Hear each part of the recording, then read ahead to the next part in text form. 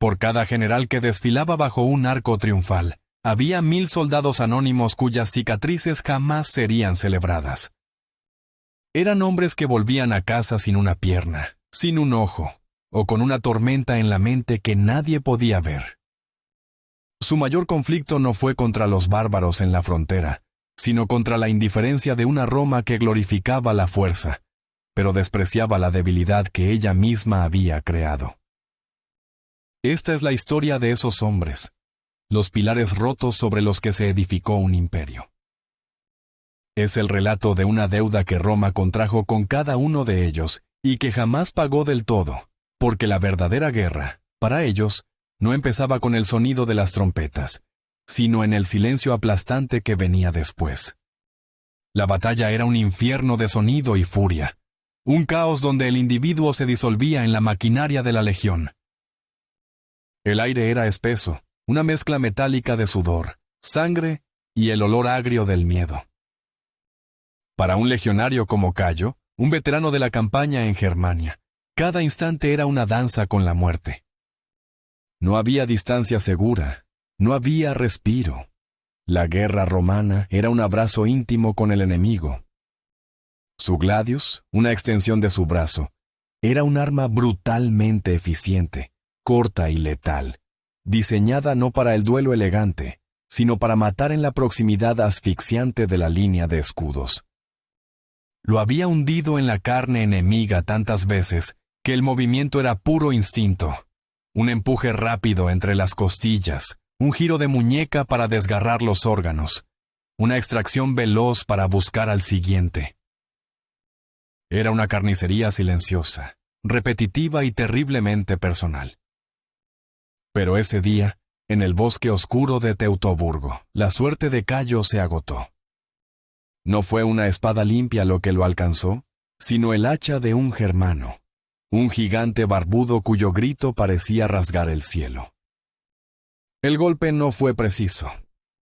Fue devastador. El hacha, un arma primitiva pero de una fuerza demoledora, no cortó su brazo, lo arrancó. El dolor fue una explosión blanca, tan intensa que silenció todos los demás sonidos del combate. Por un instante, Cayo se vio a sí mismo desde fuera, un muñeco de trapo arrojado al suelo fangoso, observando con una extraña calma cómo la sangre brotaba a borbotones de su hombro destrozado, tiñendo la tierra de un rojo oscuro y brillante. El mundo se convirtió en un túnel de agonía, y mientras la conciencia lo abandonaba, su último pensamiento no fue para Roma ni para la gloria, sino una pregunta simple y aterradora. ¿Así termina todo? No terminó ahí. El combate, en su ferocidad, se alejó de donde yacía. Quedó abandonado sobre la tierra sucia, una mezcla de lodo, excrementos y la sangre de amigos y enemigos por igual. Tuvo suerte. Si la batalla se hubiera perdido, su destino habría sido una muerte lenta o la esclavitud. Pero su legión prevaleció, y horas más tarde, cuando el silencio por fin cayó sobre el bosque, fue encontrado por los Capsari, los camilleros.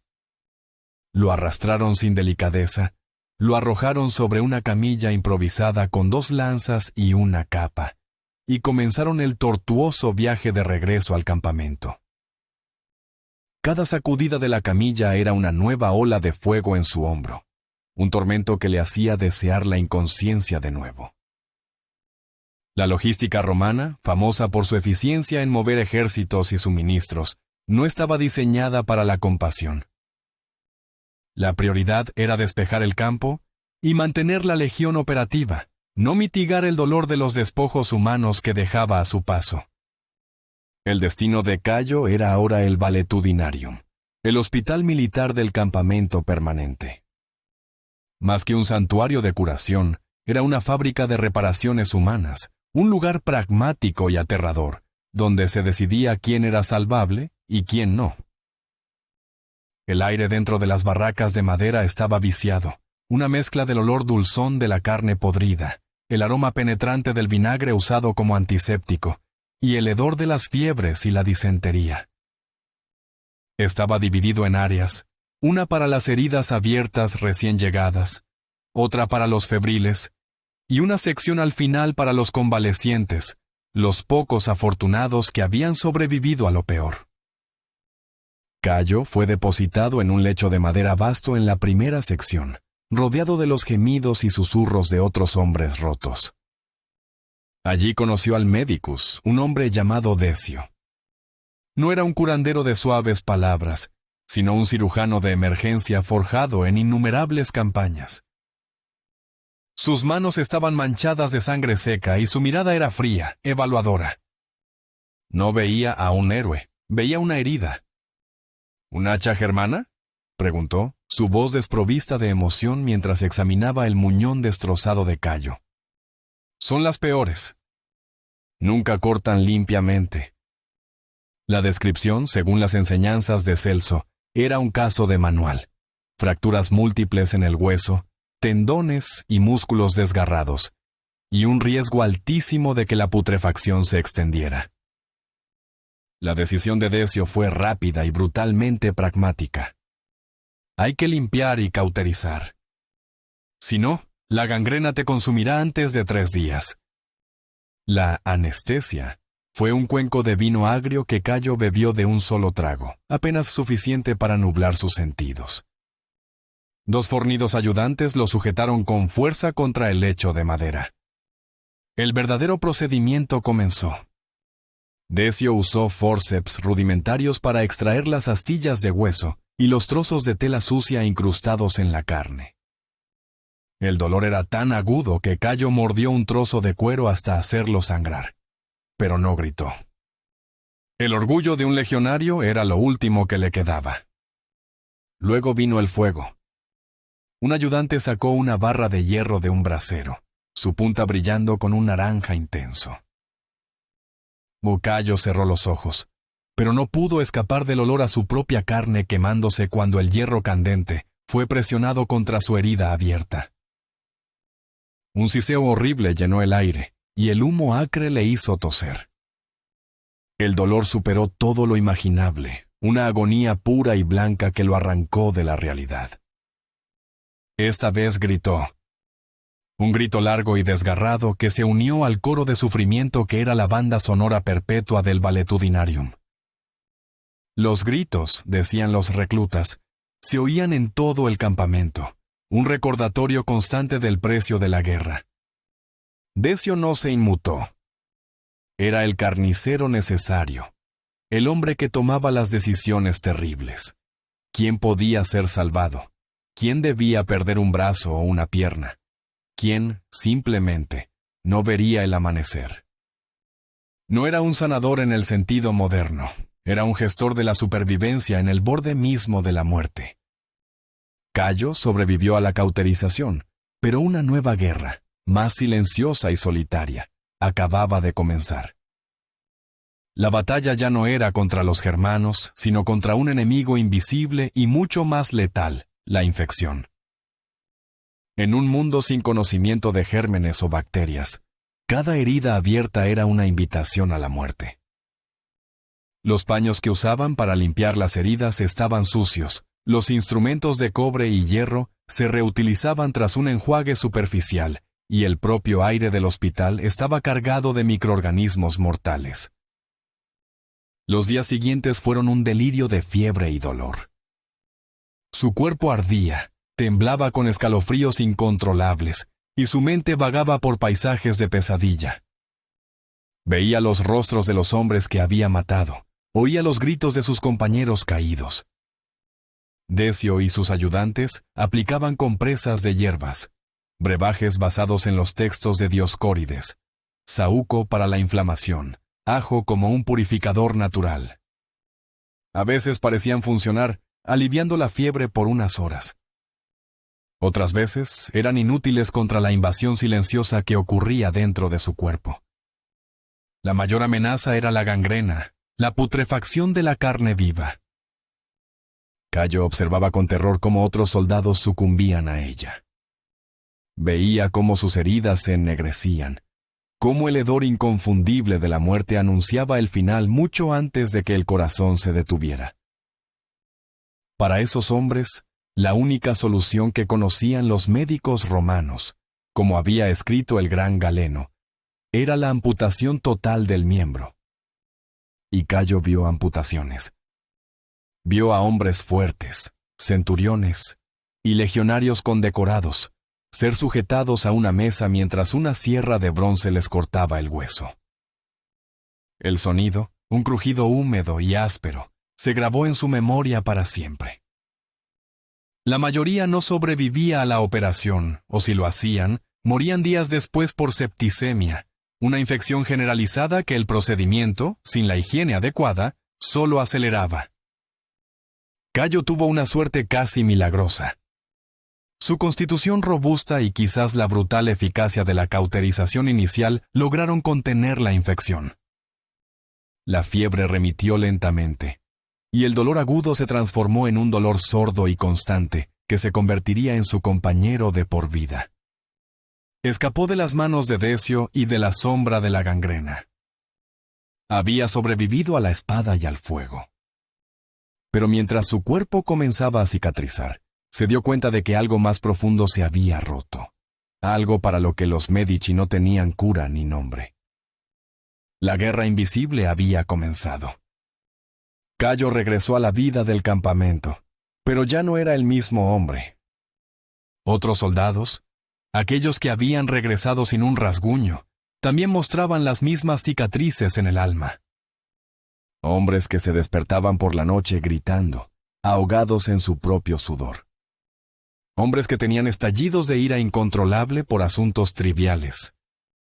Hombres que, como describió el historiador Tácito al hablar de los veteranos de Germania, rechazaban la compañía de sus conciudadanos, evitaban las fiestas del campamento y no hablaban jamás de la guerra, como si el simple acto de recordar fuera un veneno insoportable.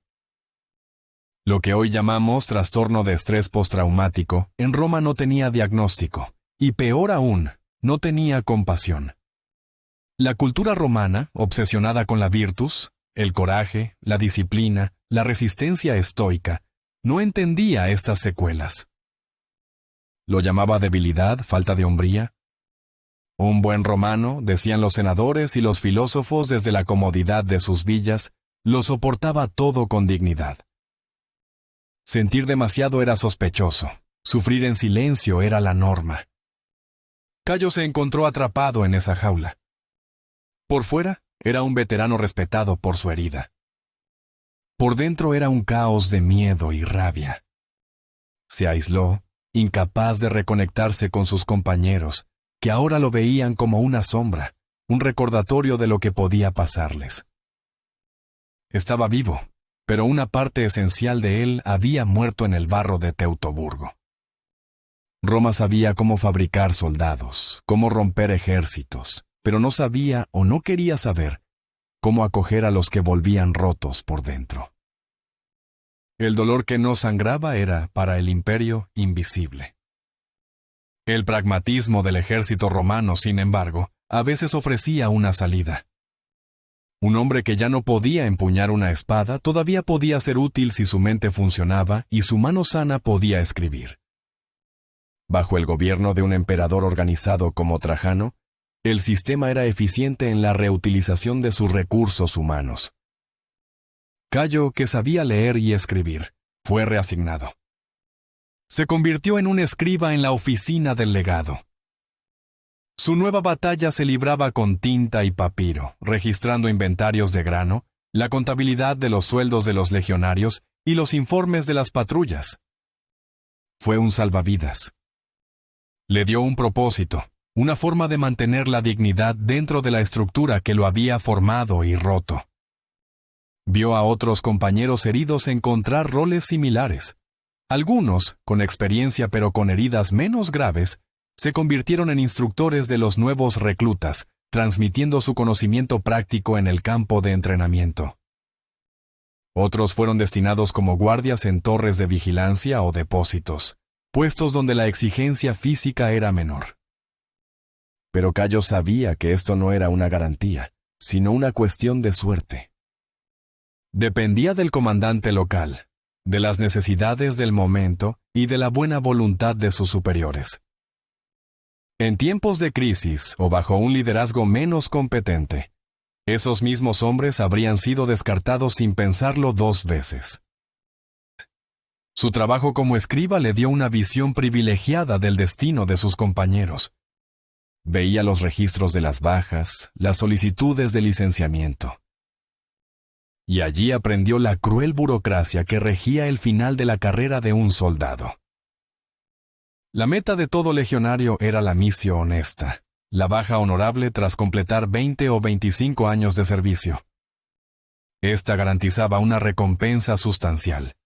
Una parcela de tierra fértil en una de las colonias de veteranos, una pensión vitalicia pagada por el Aerarium Militare, el fondo militar creado por Augusto, y la ciudadanía romana para los soldados que eran de provincias.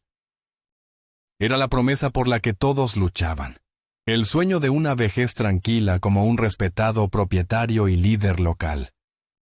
Pero para hombres como él, heridos gravemente antes de completar su servicio, el camino era diferente. Su caso sería una missio causaria, una baja por razones médicas. Simbólicamente, seguía siendo honorable. En la práctica era una catástrofe. No conllevaba ninguna de las garantías de la missio honesta, ni tierra, ni pensión, ni apoyo estatal.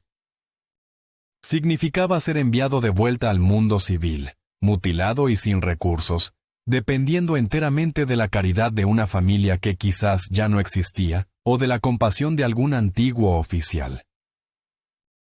Los monumentos de Roma celebraban a las legiones invencibles, no a los cuerpos rotos que hacían posible esa invencibilidad. Y había un destino aún peor, uno que Cayo registraba con mano temblorosa, la missio ignominiosa. La baja por deshonra. Reservada para los acusados de cobardía, deserción o grave indisciplina.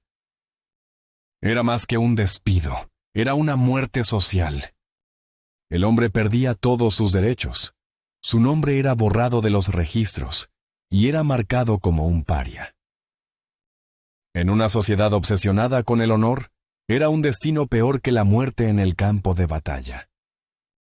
Cayo leyó inscripciones encontradas en tablillas en la frontera de Britania, relatos de hombres que, incluso heridos, fueron expulsados con ignominia y arrastraron esa vergüenza hasta la tumba, ignorados incluso por sus propias familias, como si llevaran una peste moral. Después de varios años como escriba, con el dolor en el muñón de su hombro como un recordatorio constante de lo que había perdido, el propio Cayo recibió su missio causaria. Su comandante, un hombre justo, le dio una pequeña bolsa de monedas de su propio bolsillo, un gesto de generosidad que no era una obligación del Estado. Y así, con una mano, una cicatriz terrible y los fantasmas de Germania en su mente, Cayo dejó el único mundo que había conocido durante 15 años y se enfrentó a la vida civil. Regresó a su aldea natal en la Campania, pero el hogar que recordaba ya no existía. Sus padres habían muerto. Sus amigos de la infancia apenas lo reconocieron, y su cuerpo mutilado provocaba una mezcla de lástima y rechazo. La virtus, la fortaleza masculina que Roma exaltaba, se medía en la capacidad de trabajar la tierra, de manejar un arado, de ser un hombre completo. Él ya no lo era. Se convirtió en una carga, un recordatorio incómodo de una guerra lejana que nadie quería recordar. Para muchos veteranos en su situación, la supervivencia se convirtió en una lucha diaria y desesperada. Sin una pensión asegurada, tenían que encontrar una forma de ganarse la vida. Algunos, como Cayo, usaban las pocas monedas que tenían para empezar de nuevo. Él abrió una pequeña taberna al borde de un camino, un lugar humilde donde servía vino barato a viajeros y lugareños. Su experiencia en el ejército le daba cierto estatus, pero también lo aislaba. Era Cayo el legionario, una reliquia de un pasado violento. Otros veteranos heridos no tenían esa suerte o esa habilidad. Se veían forzados a tomar caminos más oscuros. Aquellos que aún podían manejar un arma a pesar de sus heridas, se convertían en mercenarios, vendiendo su experiencia militar al mejor postor, un senador que necesitaba guardaespaldas, un comerciante cuyas caravanas eran atacadas por bandidos. Era una continuación de la violencia que los había roto, pero ahora sin el pretexto de la gloria imperial. Una opción aún más desesperada era la arena. Las escuelas de gladiadores a menudo reclutaban a exsoldados. Su entrenamiento militar los hacía candidatos ideales para el macabro entretenimiento del anfiteatro. Figuras famosas como Spículus, un gladiador en tiempos de Nerón, probablemente tuvieron un origen militar. La arena ofrecía una posibilidad de fama y riquezas, pero era un pacto con una muerte casi segura, ahora convertida en un espectáculo para el pueblo. Para muchos veteranos, era la única forma de convertir su sufrimiento y su habilidad para matar en moneda, un intercambio brutal de honor por pan. La misma Roma que exhibía estatuas de guerreros perfectos en sus foros, vendía el dolor y la muerte de sus guerreros reales en la arena. A veces, una muerte rápida y aclamada en el anfiteatro parecía más digna que una vida lenta de olvido y miseria. Cayo, desde su taberna, veía pasar el mundo. Escuchaba las historias de los viajeros, las noticias de Roma, los rumores de nuevas guerras en fronteras lejanas. Veía a otros veteranos, hombres con cicatrices como las suyas, deambular por los caminos. Algunos habían logrado establecerse, pero muchos otros no. En las grandes ciudades como Roma o Alejandría, era una visión común.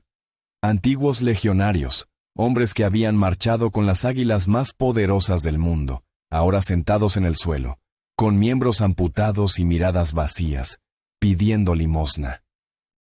Eran los olvidados, los descartados, el coste humano que el imperio barría debajo de la alfombra de su propia gloria. El sistema a veces intentaba solucionar el problema. El emperador Augusto, en su genialidad administrativa, había creado el Aerarium Militare, un tesoro militar financiado con impuestos sobre las herencias y las ventas, destinado específicamente a pagar las pensiones y las recompensas de los veteranos. En teoría, fue una idea revolucionaria, una promesa institucional de que el Estado cuidaría de quienes lo habían servido.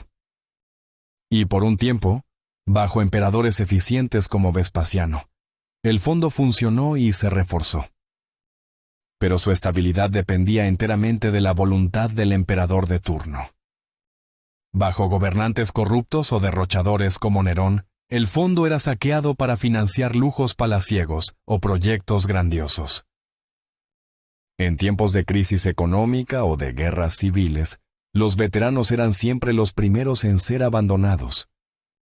La promesa se rompía. Cayo escuchaba en su taberna las historias de hombres que habían esperado años por una pensión que nunca llegó. Hombres que habían recibido un pedazo de tierra tan estéril que era imposible de cultivar. El sistema era una lotería. La mayoría desaparecía en la anonimidad de un imperio que sabía cómo usar sus cuerpos, pero no sabía cómo acoger sus cicatrices. Por cada veterano orgulloso que se convertía en un pilar de su comunidad, había decenas que terminaban en los callejones de las provincias, estigmatizados, mutilados y rechazados por una sociedad que, en el fondo, despreciaba la invalidez que sus propias guerras habían causado. Una noche, un joven recluta, lleno de sueños de gloria y aventuras, se detuvo en la taberna de Cayo. Vio el brazo que le faltaba a Cayo, y con la audacia de la ignorancia, le preguntó cómo lo había perdido. Cayo, que nunca hablaba de la guerra, se quedó en silencio por un largo rato, mirando la llama parpadeante de una lámpara de aceite. El joven esperaba una historia épica, una de honor y heroísmo contra un enemigo formidable. Pero Cayo simplemente negó con la cabeza. «El brazo me lo quitó un germano», dijo con voz queda. «Pero lo perdí de verdad aquí, en casa». El joven no entendió. Cayo no se molestó en explicarle la guerra invisible, la lucha contra los recuerdos, contra la indiferencia, contra el dolor que nunca se iba. No le habló del hedor del valetudinarium, del sonido de la sierra sobre el hueso, de la humillación de depender de la caridad o de la visión de sus camaradas mendigando en las calles. No podía. Esas eran heridas que no se veían, la parte de la historia que nunca se tallaría en el mármol de los arcos de triunfo. Roma ganó batallas en 3 continentes, derribó reinos y construyó un mundo a su imagen y semejanza. Sus monumentos aún resisten el paso del tiempo, testimonios de su poder y su gloria. Pero detrás de cada columna, de cada victoria celebrada, se esconde la historia silenciosa de miles de hombres como Cayo. Hombres que fueron rotos, desmembrados, y que regresaron a casa para encontrar solo silencio, miseria o el olvido. La historia de Roma no es solo la de sus emperadores y sus conquistas. Es también la historia de una deuda inmensa, una deuda de sangre y sufrimiento contraída con sus propios hijos, que el imperio más grande que el mundo había conocido nunca llegó a pagar por completo. Para Cayo y para tantos otros, sobrevivir a la guerra fue solo el comienzo de otra contienda, una más larga y solitaria. La guerra contra el abandono, contra el dolor crónico que no cesaba, y contra la aplastante falta de sentido en un mundo que ya no los necesitaba. Y finalmente, la guerra más cruel de todas, la lucha contra el olvido, una batalla que, para la mayoría de ellos, estaba perdida desde el principio. La taberna de Cayo siguió abierta durante años, un pequeño refugio en un mundo indiferente, regentada por un fantasma de las legiones, un hombre que lo había dado todo por Roma y a quien Roma solo le había devuelto el eco de su propio dolor. La vejez de Cayo fue tranquila solo en apariencia. Cada cambio de estación traía consigo un dolor punzante en el miembro fantasma, un recordatorio agudo de la violencia que había sufrido décadas atrás. Los inviernos eran los peores. El frío se le metía en los huesos, y el muñón de su hombro se convertía en un nudo de agonía. Pero el dolor físico era casi un consuelo comparado con las tormentas de su mente. Las pesadillas nunca lo abandonaron por completo. A veces, se despertaba en mitad de la noche, con el corazón martilleando en el pecho, convencido de que aún estaba en el bosque de Teutoburgo, con el olor a pino y a sangre llenando sus pulmones. El rostro del germano del hacha era un visitante frecuente en sus sueños, no como un monstruo, sino con una expresión de furia y miedo que reflejaba la suya propia. En su taberna, se convirtió en una especie de confesor laico para otros veteranos que pasaban por allí. Escuchaba sus historias, que eran variaciones de la suya propia. Un hombre de la Legión Décima que había perdido un ojo por una flecha parta. Un auxiliar de Hispania, cuya pierna había quedado destrozada por una piedra de catapulta en el asedio de una fortaleza en Judea. Todos compartían la misma mirada lejana, la misma dificultad para hablar de lo que habían visto y hecho. Se entendían en el silencio, en los gestos, en la forma en que sostenían sus copas de vino con manos que temblaban ligeramente. Eran una hermandad de hombres rotos, unidos no por la gloria, sino por un sufrimiento compartido que la sociedad civil no podía ni quería comprender. Cayo nunca se casó ni tuvo hijos. ¿Cómo podría explicarle a una mujer los horrores que vivían en su cabeza? ¿Cómo podría un hijo entender por qué su padre a veces se quedaba mirando un punto fijo durante horas, perdido en un recuerdo de hacía 30 años? Se había convertido en una isla, y su taberna era su pequeño reino de exilio autoimpuesto. Vio pasar emperadores, el pragmatismo de los antoninos, la locura de Cómodo, las guerras civiles que siguieron. Vio cómo el imperio, que parecía eterno, comenzaba a mostrar sus propias grietas, sus propias heridas que no sanaban. Un día, un oficial de alto rango retirado, un tribuno bajo el que había servido brevemente, se detuvo en su taberna. Era un hombre rico, con tierras y una villa. Reconoció a Cayo, y por un momento, la vieja jerarquía militar se restableció entre ellos. Hablaron del pasado, de viejas batallas y compañeros caídos.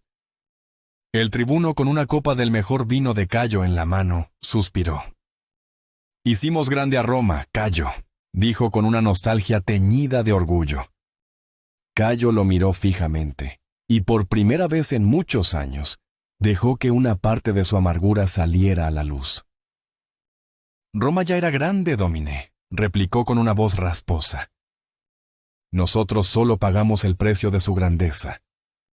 Algunos con la vida, otros con algo peor».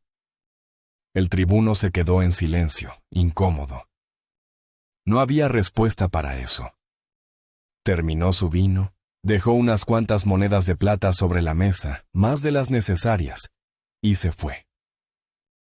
Quizás, por un instante, vio más allá de sus propios recuerdos de gloria, y entrevió la verdad en la mirada del hombre al que le faltaba un brazo. Cayo murió una noche de invierno, sentado en una silla junto al fuego apagado de su taberna. Lo encontraron a la mañana siguiente. Tenía una expresión serena, como si por fin hubiera encontrado la paz. Su guerra personal, la que duró casi 40 años después de que terminara la de Roma, había concluido. No hubo monumentos para él. No hubo discursos en el foro. Su nombre no fue grabado en piedra. Fue simplemente uno más de los incontables soldados anónimos que fueron el cimiento y también el coste del imperio. Su historia, como la de millones, fue tragada por el silencio, un pequeño eco perdido en la vasta y a menudo cruel sinfonía de la historia.